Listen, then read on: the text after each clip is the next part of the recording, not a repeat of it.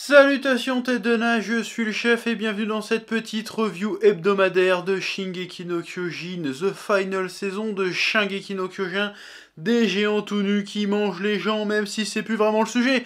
Là maintenant c'est plus les géants tout nus qui écrasent les gens. On a l'air plus dans ce délire là, même si on revient un peu dans cet épisode au délire des géants tout nus qui mangent les gens. On va en reparler. Bon déjà petit débriefing de la dernière review.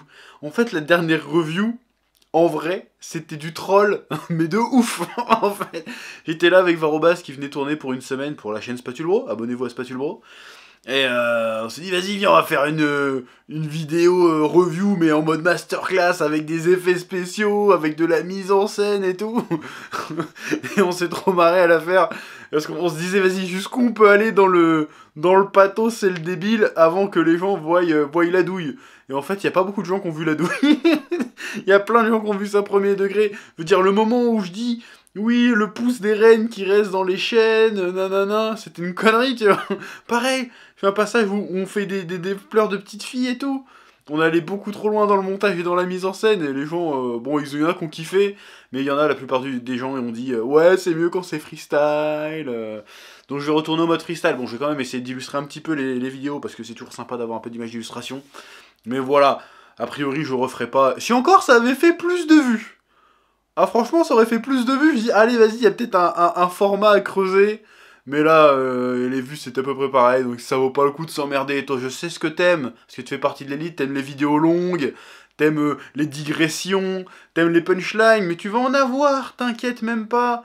C'est parti pour cet épisode 81, ou épisode 22 de la saison 4 de Shingeki no Kyojin. Oui. Bon, épisode que, bon, il y a pas mal de gens que j'ai cru comprendre que c'est un épisode un peu mou, ouais, épisode de transition.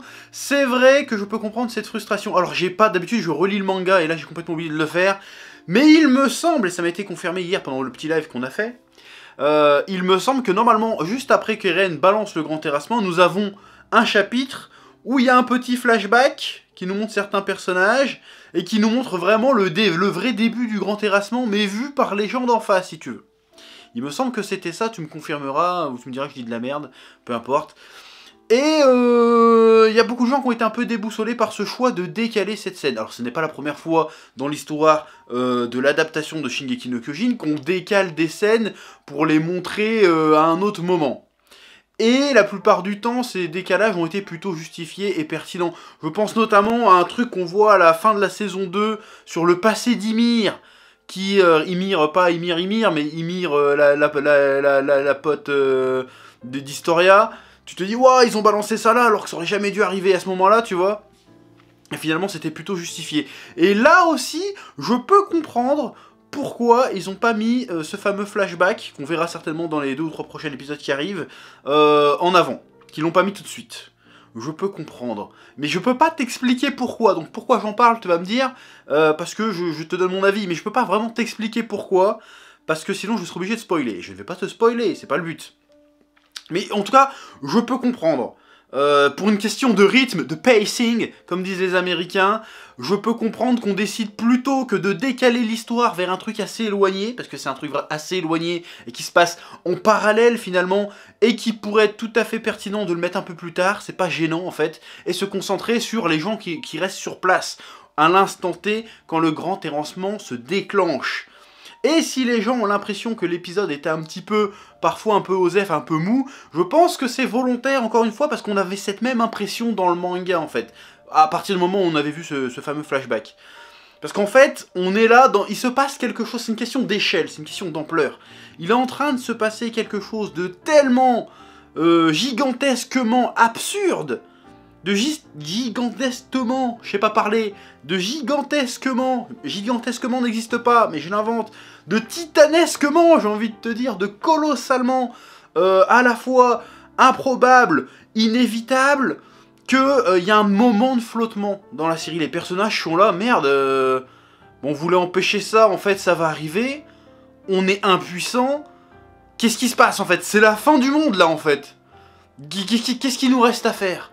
Donc il y a ce moment de flottement qui reste un peu dans tout cet épisode, et c'est là que je trouve que c'est brillant. Alors dans le manga, il y a beaucoup de personnes qui n'ont pas trop aimé cette période-là du manga, qu'on trouvait que c'était un peu anticlimatique, anticlimax, parce qu'on va arriver dans une phase, pour peu qui suivent vraiment le manga, on va faire dans une phase où là, jusqu'à présent, c'était un peu l'escalade.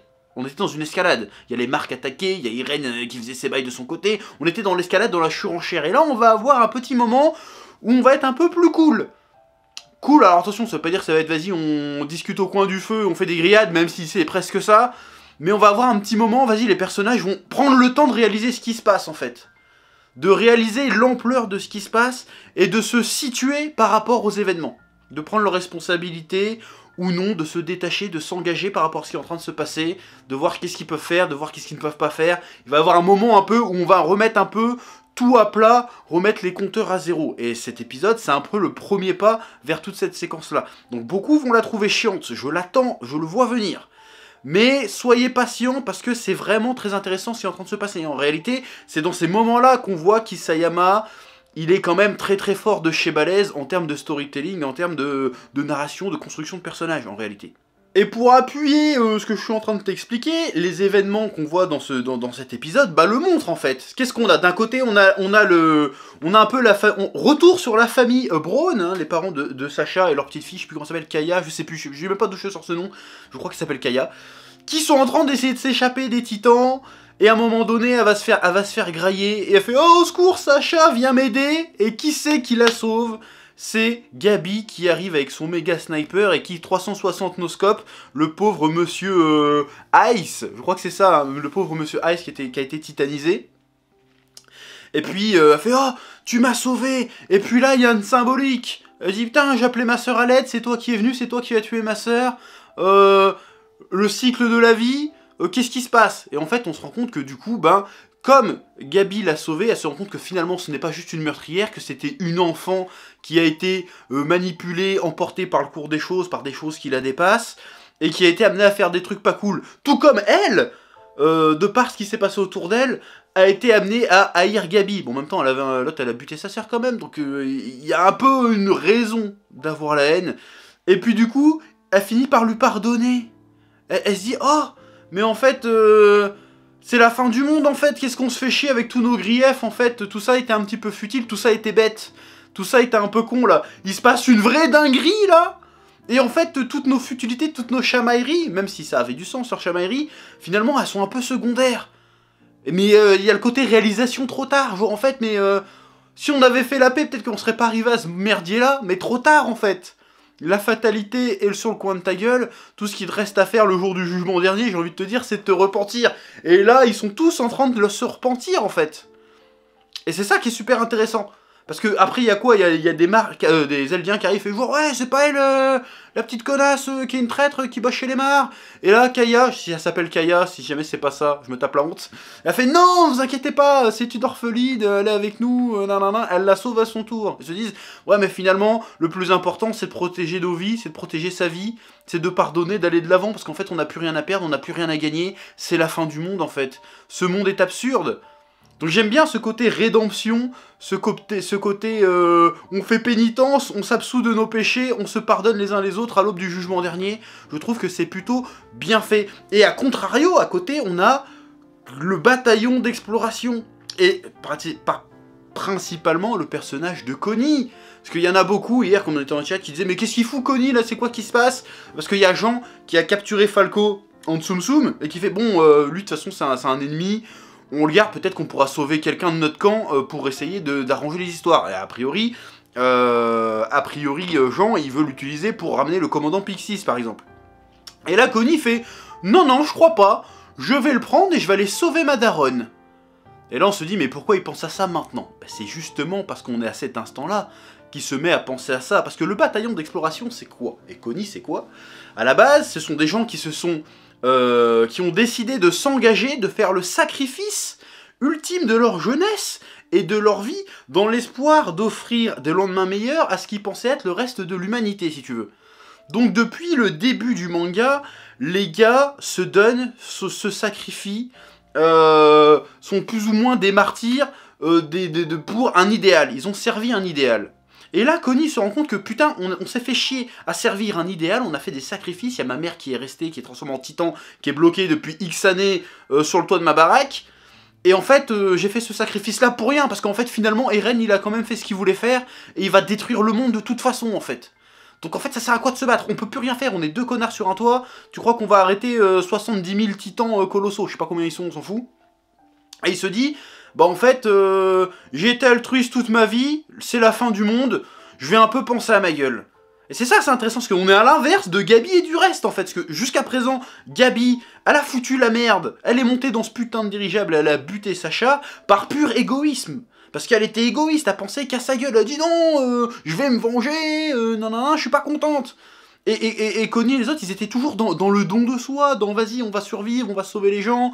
Et là, il en a marre, le Connie. Il se dit non, c'est fini, cette fois, vas-y. Chacun pense, Eren, il pense qu'à sa gueule, il fait ses trucs. Bah vas-y, je pense qu'à ma gueule aussi, je vais aller sauver ma mère. De toute façon, c'est la fin du monde. Si je peux voir ma mère une dernière fois, niquez vos mères, vous m'arrêterez pas, si tu veux. Et en fait, Armin, il est démuni, il a rien à dire. Il fait non, mais Connie, faut pas faire ça. Et il lui dit, ferme ta gueule, toi ça t'a pas dérangé de bouffer Bertholdt pour revenir, donc laisse-moi sauver ma mère. Et il a rien à lui dire. Et même Jean et Mikasa, ils ont rien à lui dire, parce qu'ils ont bien compris qu'en fait, c'est baiser, en fait. Dans leur tête, à ce moment-là, c'est baiser. C'est ça qui est génial. Il se passe d'un truc absolument tragique, en réalité. Alors, je sais que tout le monde va bander sur la scène où le bâton d'exploration revient un peu à l'ancienne. On va en reparler. Mais le truc qui est vraiment génial, c'est ça, en fait. Enfin, pour moi, c'est ça qui est génial. C'est qu'on a une espèce d'inversion des valeurs à l'aube de la fin des temps. Tous les mecs qui étaient altruistes, ils commencent à penser qu'à leur gueule, et tous les mecs qui pensaient qu'à leur gueule commencent à devenir des humanistes, genre ouais, mais we are the world, ça sert à rien de s'entretuer, tu vois. C'est brillant, en vrai. Je trouve ça brillant. C'est pour ça que t'as cette impression de moment de flottement dans cet épisode, et on va la voir encore un petit moment, normalement, si ça suit le manga, parce qu'en fait, tout le monde se rend compte que, putain, tout ça a servi à rien, tout ça était un peu futile, en réalité. C'est brillant, en vrai. Oui. Qui nous amène à un peu la grosse scène de l'épisode que beaucoup semblent se bander dessus. À juste titre que l'épisode était cool. On a eu un petit retour à l'ancienne pendant quelques minutes de l'attaque des titans. Avec un OST apparemment de la saison. Bon, la scène est cool. En réalité, j'ai eu mon petit frisson. Je suis, oh, on revoltige à travers les immeubles, on recoupe des nuques de titans. Tu vois, les titans primaires deviennent de nouveau un petit peu effrayants. Je dis, oh, il y a un revival de la bonne époque, tu vois. Bon, le seul truc qui m'a gâché un peu la scène, et là, ça va faire polémique, mais je suis pas du tout fan de l'OST. Putain, est-ce que tu vas me dire combien d'OST j'ai pas les noms des OST. Combien d'OST absolument épiques et grandioses on a dans Shingeki no Kyojin, et tu choisis de nous mettre une espèce de pop acidulé avec Billy Crawford qui chante derrière? Je dis non, putain, t'aurais pu nous mettre la musique, la vraie première musique, tu te souviens de la scène quand Eren il voltige la première fois et tout, parce qu'il y a le titan colossal qui est revenu, et puis il se fait grailler la jambe et tout. Là, la musique à ce moment-là, elle est incroyable, elle est épique. Tu pourrais nous remettre la musique de la charge finale d'Erwin.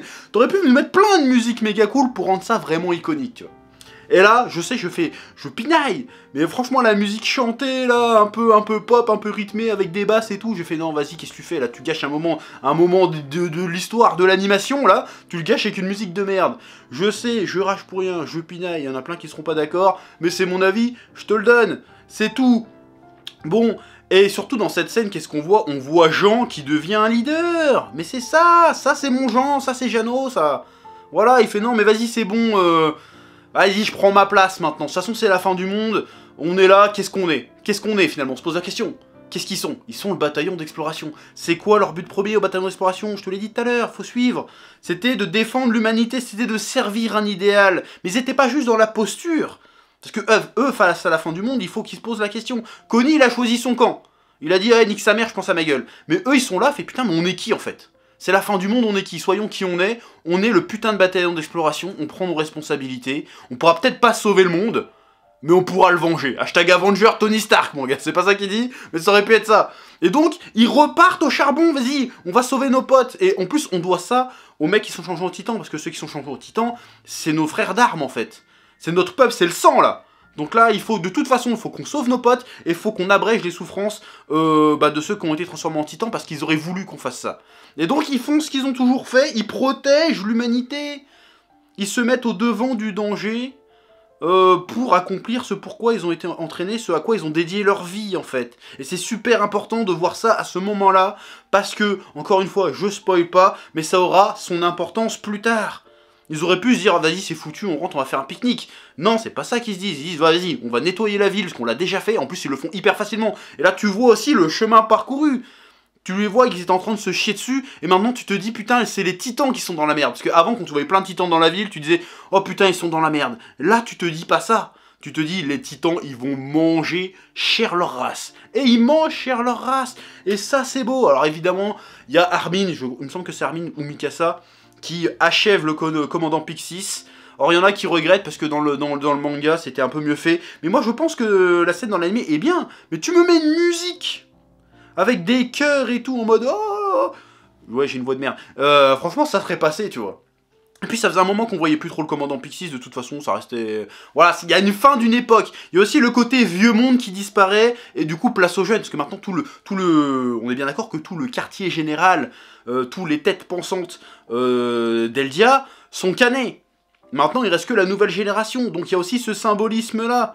Finalement, ils sont obligés de tuer leurs amis, mais ils tuent les monstres du passé, qui ont, de par leur action, de par leur égoïsme, quelque part, leur manque d'humanisme, amené à cette situation catastrophique et a priori sans espoir. Donc il y a du symbolisme derrière. Moi je trouve ça brillant, encore une fois. Oui. Donc, la scène était quand même plutôt cool, j'ai eu une petite vibe de nostalgie, je me suis surpris à réagir, tu vois, j'ai fait « Oh ! Oh, on revient à l'ancienne. Oh, on est bien. » Et l'animation était loin d'être dégueulasse. Alors certes, elle était loin d'être aussi virtuose que naguère. Ouais, je te sors naguère, comme ça, rien à foutre. Que naguère, mais la scène était stylée et on sentait... C'était pas tellement fanservice. En fait, c'était un peu fanservice, mais c'était pas tellement l'intention. L'intention, c'était vraiment, ça racontait réellement quelque chose. C'est... Nous sommes le bataillon d'exploration, je suis Jean du bataillon d'exploration, avant moi il y a eu Erwin, il y a eu Levi qu'on sait pas trop où il est passé, c'est ce que je suis, c'est qui je suis si tu veux. Donc vas-y, on va faire pourquoi on est là en fait. Encore une fois, c'est très important pour la suite ce qui vient de se passer.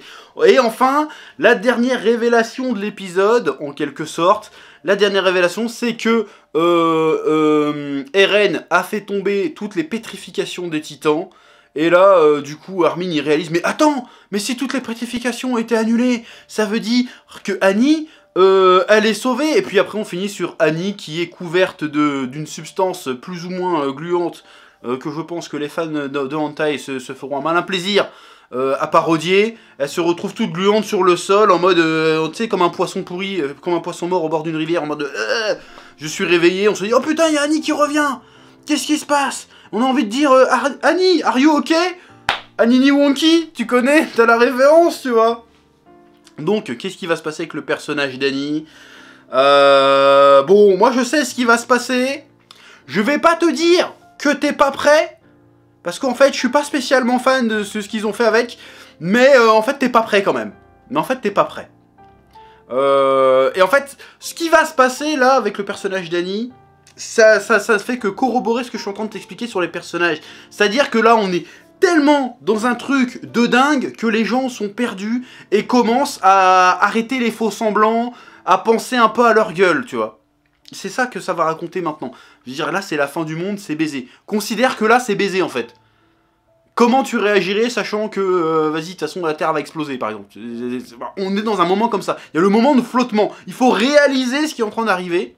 Parce que là, on le réalise pas. C'est ça qui est assez intéressant. Parce que les personnages ne voient pas directement les conséquences du grand terrassement. On le voit pas encore. Donc, ils savent pas vraiment ce qui est en train de se passer. Donc là, ils sont en train de commencer à comprendre, de réaliser ce qui se passe. Mais ils le voient pas encore. Alors que dans le manga, on voyait directement, si je me souviens bien encore une fois, ce que c'était le grand terrassement réellement.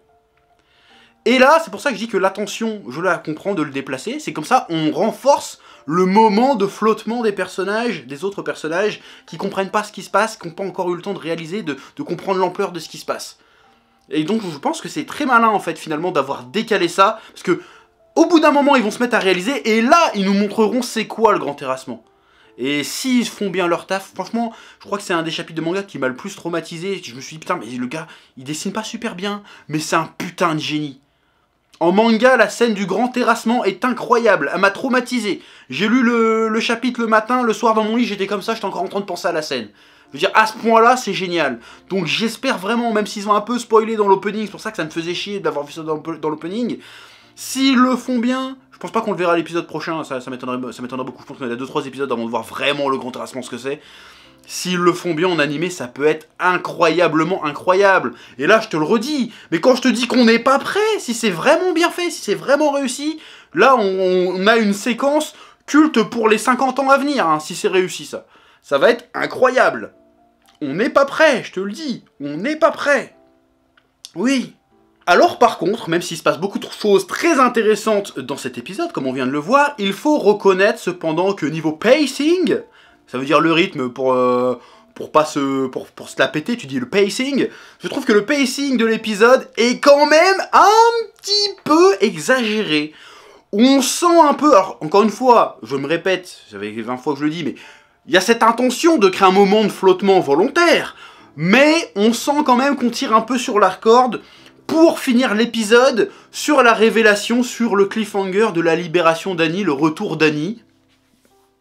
Et je peux comprendre que ça puisse être un problème, parce que, en fait, ça me fait chier qu'ils aient fait un pacing comme ça, au millimètre, qu'ils ont fait tenir des scènes en longueur, pour arriver à cette révélation-là, mais par contre, vas-y, à la moitié d'épisode, on décapite Eren, y a pas de problème, toi. Ah, ça me casse les couilles, parce que franchement, moi, Annie qui se fait libérer, je fais ok, c'est une dinguerie, mais comparé à Eren qui se prend 360 noscopes, c'est un peu du pipi de chat quand même. Là, on n'a pas eu le temps d'être traumatisé, si tu veux. Tu vois ce que je veux dire? Je trouve ça un petit peu dommage, mais encore une fois, je fais mon fanboy à la con, je fais mon pointilleux pour critiquer. Mais en vrai, on mange Gucci tous les dimanches, là, depuis 3-4 semaines. Attends, c'est le... 6 semaines. Franchement, on se met bien, et... Mappa, franchement, pour le coup, ils font le taf quand même, hein. Alors, il y a plein de trucs à redire pour pinailler, mais l'histoire est tellement balèze, ce qu'on nous montre est tellement balèze qu'en vrai, franchement, si t'aimes pas, tu fais la fine bouche, en réalité. Ou alors, on donne de la confiture à des porcs à ce moment-là. Parce que là, ce qu'on a, c'est de la putain de bonne confiture, là. Alors là, j'en perds pas une miette, là, je suis là, vas-y, encore, tu vois. Pour l'instant. Après, on va voir. Après, il y a toutes les rumeurs comme quoi, oui, ils vont faire une fin alternative, nanana. Pour l'instant, moi, je spécule pas, j'en ai a priori rien à foutre. Je veux voir cette fin en animé, et on en reparlera à ce moment-là. Il faut que je vois toutes les fins, pour comprendre. Parce que la fin de Shingeki no Kyojin, elle est très dure à comprendre, elle est très complexe. Alors je sais qu'il y a plein de vidéos, la fin expliquée, mais je suis désolé, je veux pas être le médisant. Ils expliquent rien du tout. Ils t'expliquent juste les faits, ils t'expliquent pas le sens. Le sens, c'est ce qui compte. Qu'est-ce que ça raconte, bordel de cul? Qu'est-ce qu'il a voulu nous dire, Isayama, avec cette fin-là? On n'y est pas encore, hein, je mets la charrue avant les bœufs, mais... Voilà, qu'est-ce qu'il a voulu nous dire? Et en fait, le propos final de Shingeki no Kyojin est très très abstrait. C'est très très compliqué de comprendre vraiment ce qu'il a voulu nous dire. Et il l'a dit lui-même. J'ai essayé d'exprimer des sentiments impossibles à décrire. Donc c'est pas évident de comprendre cette fin de Shingeki no Kyojin. Et avant de proposer mon interprétation finale, qui sera jamais définitive, parce que dans quelques années je relirai le manga et je le comprendrai certainement autrement, et c'est à ça qu'on reconnaît les grandes œuvres, on peut toujours les revoir autrement.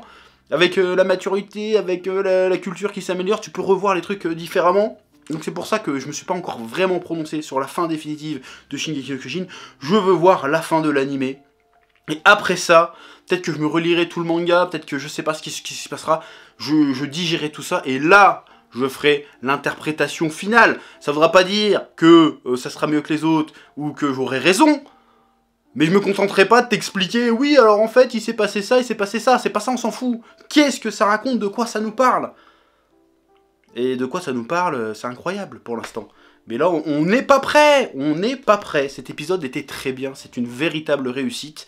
Et je suis reconnaissant. Je suis reconnaissant réellement, et là c'est la passion qui parle, je suis reconnaissant de vivre à cette époque, et d'être fan d'anime et de manga, pour avoir pu avoir la chance de voir ça en direct, bordel. Dans 15 piges, je pourrais dire à tous les jeunes kikou, de moi j'y étais, moi.